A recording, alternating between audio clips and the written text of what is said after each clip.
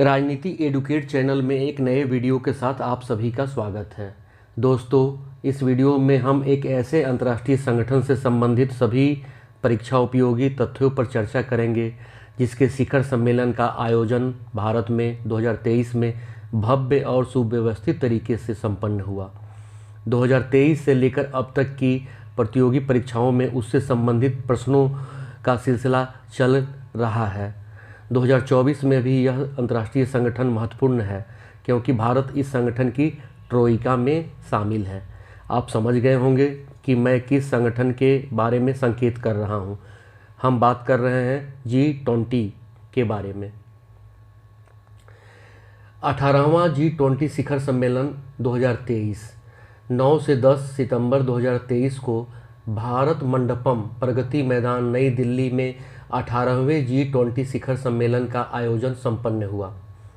यह भारत द्वारा आयोजित किया गया प्रथम G20 शिखर सम्मेलन था। इस शिखर सम्मेलन और उससे संबंधित आयोजनों के लिए भारत सरकार ने अमिताभ कांत को G20 शेरपा नियुक्त किया था। साथ ही हर्षवर्धन श्रृंगला को मुख्य समन्वयक चीफ कोऑर्डिनेटर नियुक्त किया गया था। आइए हम जानते हैं G20 के बारे में। G20 विश्व की प्रमुख विकसित एवं उभरती अर्थव्यवस्थाओं का एक मंच है जिसका गठन 1997 के एशियाई वित्तीय संकट के परिप्रेक्ष्य में 1999 में किया गया था। मूलतः यह वित्त मंत्रियों व केंद्रीय बैंक के गवर्नरों का यह एक मंच था जिसे 2008 में ग्लोबल फाइनेंशियल क्राइसिस के समय में इस अपग्रेड करके राष्ट्राध्यक्षों और शासनाध्यक्षों के लेवल पर इसको व्यवस्थित किया गया। G20 की शिखर बैठकों का सिलसिला 2008 के वैश्विक आर्थिक संकट के बीच शुरू हुआ था। G20 का पहला शिखर सम्मेलन नवंबर 2008 में वाशिंगटन अमेरिका में हुआ था और पूर्व में भी हम लोग उल्लेख कर चुके हैं कि इसी 2023 में 18वां शिखर सम्मेलन 9 से 10 सितंबर 2023 को भारत की मेज़बानी में संपन्न हुआ था।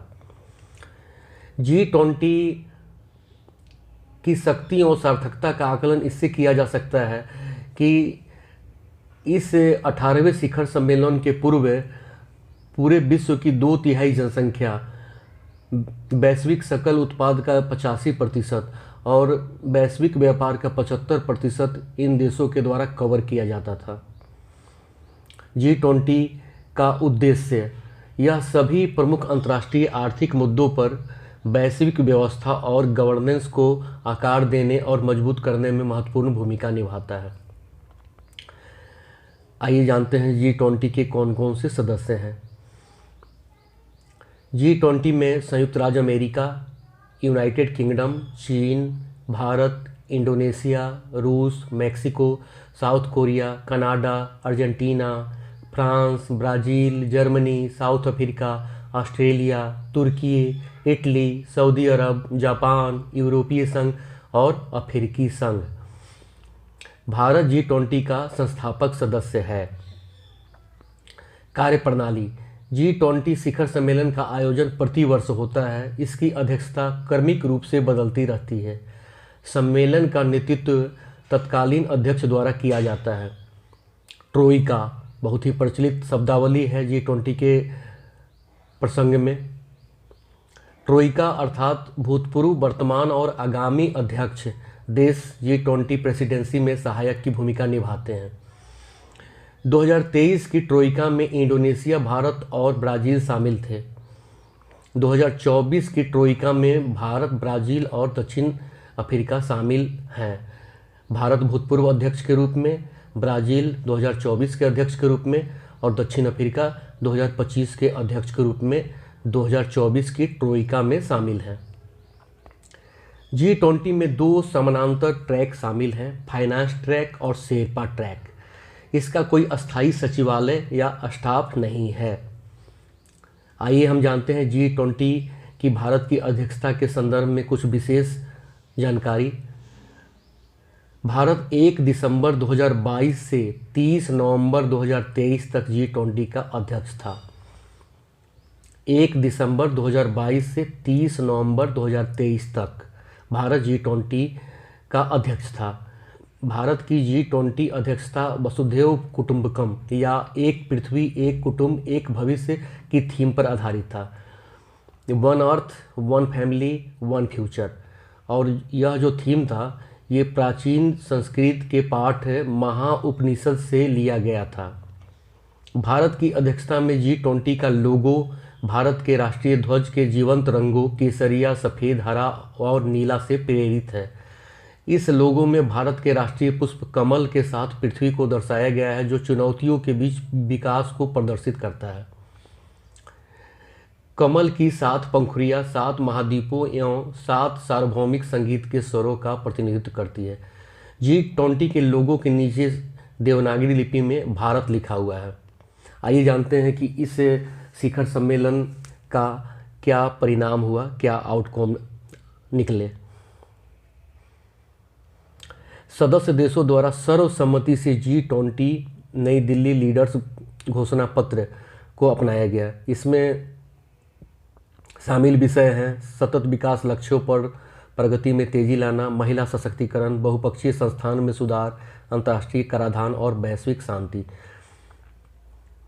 इस G20 शिखर सम्मेलन की सबसे बड़ी उपलब्धि यह मानी गई कि सदस्य देशों ने सर्वसम्मति से न्यू दिल्ली लीडर्स डिक्लेरेशन को अपनाया। दूसरी सबसे महत्वपूर्ण आउटकम है अफ्रीकी संघ को G20 के अस्थायी सदस्य के रूप में औपचारिक रूप से शामिल किया गया। यूरोपीय संघ के बाद G20 में शामिल होने वाला यह दूसरा क्षेत्रीय गुट है। अफ्रीकी संघ के वर्तमान अध्यक्ष अजाली असमौनी कोमोरोस के राष्ट्रपति हैं। इस 18वें G20 शिखर सम्मेलन में कुछ और महत्वपूर्ण पहल भी परीक्षा के दृष्टिकोण से बहुत ही महत्वपूर्ण है, जैसे वैश्विक जैव ईंधन गठबंधन की शुरुआत। भारत ने सिंगापुर, बांग्लादेश, इटली, संयुक्त राज्य अमेरिका, ब्राज़ील, अर्जेंटीना, मॉरिशस और संयुक्त अरब अमीरात के साथ मिलकर ग्लोबल बायोफ्यूल एलायंस की शुरुआत की। ग्लोबल बायोफ्यूल एलायंस G20 अध्यक्ष के रूप में भारत की एक पहल है। इसका उद्देश्य जैव ईंधन के उपयोग को बढ़ावा देने वाले मंच के रूप में कार्य करना और जैव ईंधन क्षेत्र में प्रगति और इसे व्यापक रूप से अपनाने के लिए वैश्विक सहयोग को प्रोत्साहित करना। बायोफ्यूल के प्रोत्साहन और उसके विस्तार के लिए भारत की एक बहुत ही महत्वपूर्ण पहल है ग्लोबल बायोफ्यूल एलायंस।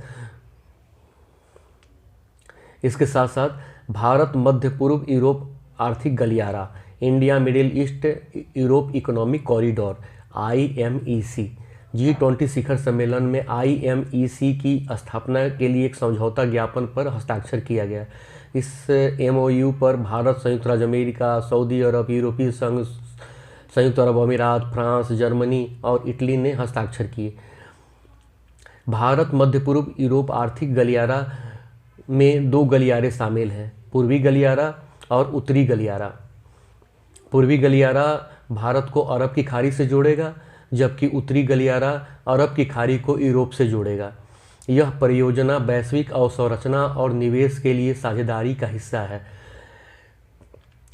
वैश्विक अवसंरचना और निवेश के लिए साझेदारी की घोषणा 2021 में यूनाइटेड किंगडम में आयोजित G7 शिखर सम्मेलन में की गई थी। इसे चीन की बेल्ट एंड रोड इनिशिएटिव की प्रतिक्रिया के रूप में देखा जा रहा है।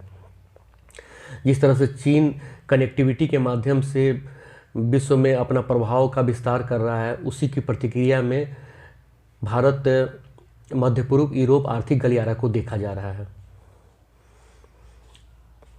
18वें G20 शिखर सम्मेलन के समापन के अवसर पर प्रधानमंत्री नरेंद्र मोदी ने G20 की अध्यक्षता का प्रतीक केवल ब्राज़ील के राष्ट्रपति लुइज इनासियो लुला डी सिल्वा को सौंप दिया।